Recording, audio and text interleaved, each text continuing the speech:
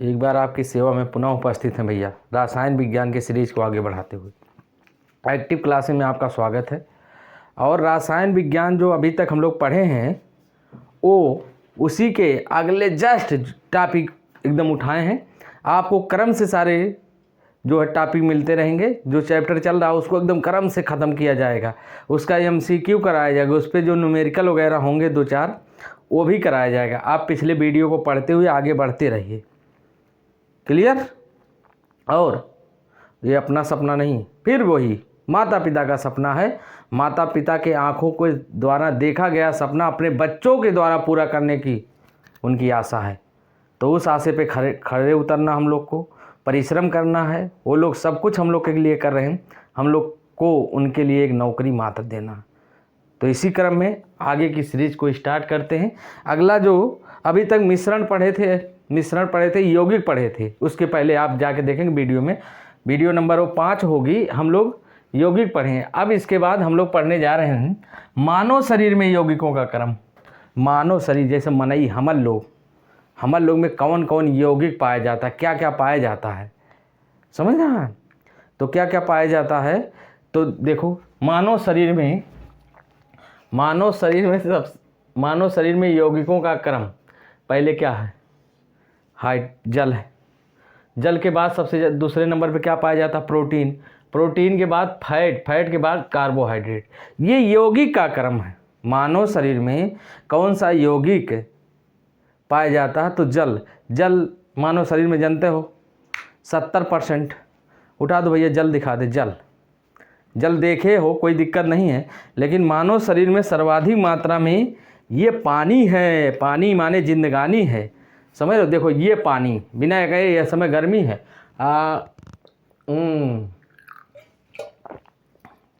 दिखा, ज़बरदस्त दिखा होगा। तो ये पानी की ज़रूरत है, ये हमारे शरीर में 70% है। अगर यौगिक के रूप में पूछा जाए, सबसे ज़्यादा यौगिक जल, इसके बाद प्रोटीन जो चमड़वा के निचवा उजला कम उजला फैट हो जाएगा।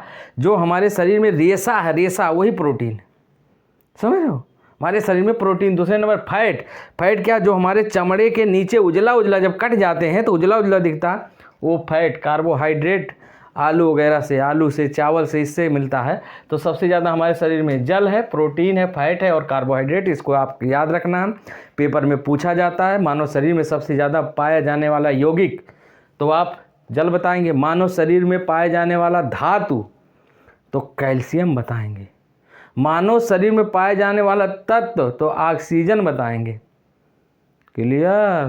क्लियर होना चाहिए, नंबर 1 का क्लियर होना चाहिए।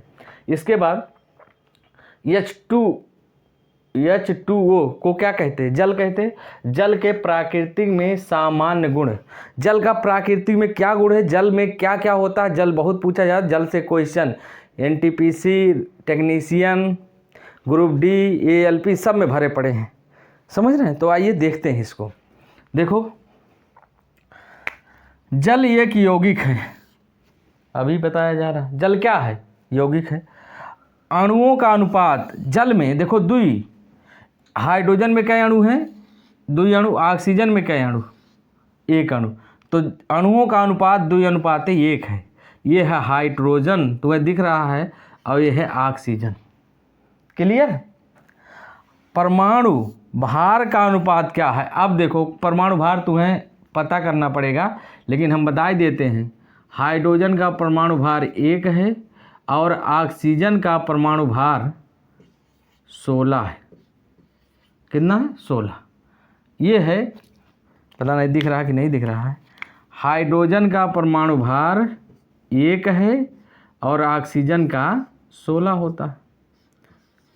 लेकिन यहाँ हाइड्रोजन कई ठू है? अब देखो, हाइड्रोजन 2 ठू है, तो 1 हाइड्रोजन का 1 परमाणु भार, 2 हाइड्रोजन का 2 परमाणु भार, और ऑक्सीजन 1 कहते कर 16 हो गया। अब ये अनुपात नहीं होगा, क्योंकि ये कट रहा है। 2 एकम 2, 2 अट्ठे 16, इसलिए अर्थात इसका परमाणु भार का अनुपात क्या हो जाएगा? 1:8। ये 75 जगह पूछा गया है। कई जगह? 75 जगह। इसको ध्यान रखना। जल का परमाणु भारों का अनुपात, ये पूछा गया है परमाणु भार का अनुपात, तो 1:8 के अनुपात में। परमाणु की संख्या, कै परमाणु हैं, परमाणुओं की संख्या, तो हाइड्रोजन के 2, ऑक्सीजन के 1, कुल मिला कै परमाणु, 3 परमाणु। क्लियर। तत्वों की संख्या, हाइड्रोजन जल में कै तत्व हैं, तो 1 हाइड्रोजन है 1 ऑक्सीजन है, तत्व कै। क्लियर। तत्व होगा 2, 1 ठू हाइड्रोजन 1 ठू ऑक्सीजन, ये हो गए तत्व। लेकिन परमाणु, हाइड्रोजन के 2 ही परमाणु, ऑक्सीजन के 1 परमाणु, ये मिला के कै परमाणु, 3। परमाणुओं की संख्या 3, लेकिन तत्वों की संख्या 2। सबसे इम्पॉर्टेंट, माँ कसम गर्दा लगा दी, गर्दा एकदम गर्दा उड़ाए के, ये सबसे बेहतरीन इम्पॉर्टेंट। कैसे पूछ रहा है, इसका क्वथनांक, इसका माने जल का, इसका माने के कर जल का, जल का क्वथनांक, क्वथनांक माने क्या होता है, उबलने वाला, उबल रहा, जो भाग उबलता है। यह पानी गरमाते, पानी गरमाने के बाद पानी भाप के रूप में जब बदलने लगता है, उसी पॉइंट को क्वथनांक कहते हैं। हमारे लाल याद कर लो, क्या कहते हैं, जब पानी खौलने लगे, भाप के रूप में परिवर्तित होने लगे, उसी को क्वथनांक कहते हैं। तो जल का क्वथनांक अगर हम लोग डिग्री सेल्सियस में याद करेंगे, डिग्री सेल्सियस में तो 100 डिग्री सेल्सियस होता है, ये तुम्हें पता है। लेकिन केल्विन में कितना होता है, कितने केल्विन पे उबल जाएगा, तो 373 केल्विन जो लिखा हुआ। कैमरामैन नीचे दिखाने प्रयास करें। तो अगर क्वथनांक पूछा जाए डिग्री सेल्सियस में 100 डिग्री सेल्सियस, लेकिन केल्विन में 273 केल्विन। र्यूमर में देखा जाए, र्यूमर भी एक तापमान मापने का पैमाना है, तो र्यूमर में 80 र्यूमर, और अगर फारेनहाइट में देखा जाए तो 212 फारेनहाइट में जल क्या है, उबल जाएगा। 212 फारेनहाइट में जल क्या है, उबल जाएगा। 80 र्यूमर में जल उबल जाएगा। 373 केल्विन में जल उबल जाएगा। नीचे देखिए हिमांक, हिमांक माने जमने वाला, जमने वाला, जमने वाला, जम जाए, जौन एकदम ठोस अवस्था में आने लगे, तो 0 डिग्री सेल्सियस में पानी क्या है, जम जाएगा। 273 केल्विन में पानी जम जाएगा। 0 र्यूमर में पानी कम जम जाएगा, और 32 फारेनहाइट में पानी जम जाएगा। ये इसका, अब देखा पेपर में समस्या क्या, पेपर में ये नहीं पूछा, वो जानता 100 डिग्री सेल्सियस, तुम्हें पता है 100 डिग्री सेल्सियस, सेल्सियस वाला पूछबे नहीं करेगा। वो पूछेगा बताओ केल्विन में कितना, केल्विन में कितने पे है क्वथनांक, तो तुरंत हमारे लाल का पता होना चाहिए, क्योंकि अब पता है 273 केल्विन में क्वथनांक है। धड़ से लगा देंगे, धड़ से। क्लियर। धड़ से लगा देना है, तुम्हें पता है। र्यूमर में अगर पूछ लेगा, र्यूमर में है 80 र्यूमर, 80 र्यूमर, समझ। अगर फारेनहाइट में पूछेगा, फारेनहाइट में है भगवान, ये देखो हम बताएंगे, हमको तो पता है 100 डिग्री सेल्सियस पे क्या है, उबल जाता है डिग्री सेल्सियस, लेकिन वो पूछ लिया फारेनहाइट। वो फारेनहाइट में पूछ बैठा, तो हमारे लाल का पता है अब 273 फारेनहाइट इसका क्वथनांक होता है। वैसे हिमांक, हिमांक पे तो जानता है पानी 0 डिग्री सेल्सियस जम जाता है, लेकिन उसका पता नहीं है, वो पता पूछ लेगा कि 2 केल्विन में बताओ, तो हम दूंगा करेंगे 273 केल्विन में पानी जम जाएगा, और 0 र्यूमर में पानी कम जम जाएगा, और 32 फारेनहाइट में पानी जम जाएगा। याद हुआ कि नहीं याद हुआ? एकदम बोलो माता पिता की जय, माता पिता की जय। उन्हीं की सेवा, उन्हीं का बंधन, उन्हीं का अर्पण, सब कुछ भगवान तुम्हीं से है, उन्हीं से है, उन्हीं से हम आई। क्लियर। तो उनके सपनों को पूरा करना है, सपना उनका पूरा हमको करना है। क्लियर। मजा ना हो तो पैसा वापस। चलो, मिश्रण क्या है, मिश्रण है ये भगवान। यौगिक पढ़ लिए, तत्व पढ़ लिए, अब किसका नंबर, मिश्रण का। मिश्रण क्या हो, तो मिश्रण, मिश्रण मिक्सचर, 2 चीज़ों को आपस में मिला दे बिना अनुपात के, कोई अनुपात की जरूरत नहीं, जब उन्हें मर्जी चाहे तो उन्हें मिला दे, बस मिला दे, वो क्या हो जाएगा, मिश्रण। अब मिश्रण कई प्रकार के होंगे? दुई, एक समांगी मिश्रण, एक विषमांगी मिश्रण। समांगी मिश्रण होते क्या हैं? जिनके अणु उस पदार्थ में समान मात्रा में घुल जाएं, हर जगह समान मात्रा में। जैसे चीनी पानी का मिश्रण, चीनी पानी में हर जगह घुला रहेगा। क्लियर? चीनी में पानी हर जगह क्या होगा? घुला रहेगा, समान मात्रा में रहेगा। यह जैसे क्या है, ऊपर मान ले खूब घोल दिया, चीनी एकदम घुल गए, एक बाद गिलास वाला पीबा तो हल्का और लोटवा वाला क्या अधिक मजा आए? ऐसा कुछ नहीं। इसका मतलब समान मात्रा में घुला है, हर जगह उसके अणु समान हो गए, वो समांगी मिश्रण। लेकिन लेकिन लेकिन लेकिन विषमांगी मिश्रण जैसे है मिट्टी और बालू का मिश्रण, समझ रहे? मिट्टी और बालू का मिश्रण, उका मिला जा, क्या बराबर हर जगह मिल जाएगा? नहीं मिलेगा, वो विषमांगी मिश्रण। आइए उसी को देखते हैं। देखो, जब दो या दो से अधिक पदार्थों को किसी भी अनुपात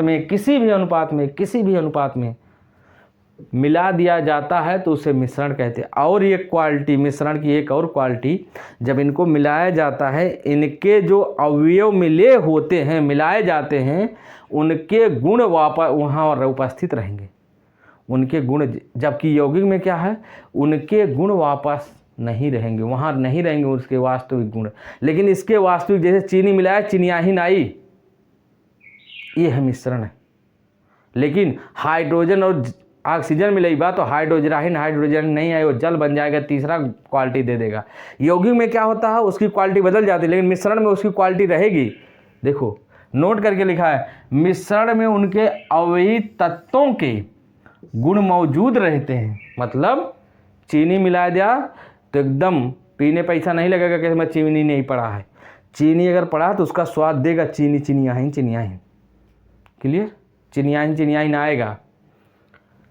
मिश्रण की संरचना तय नहीं होती, इसका कोई संरचना नहीं होती, कोई सूत्र नहीं होता मिश्रण का।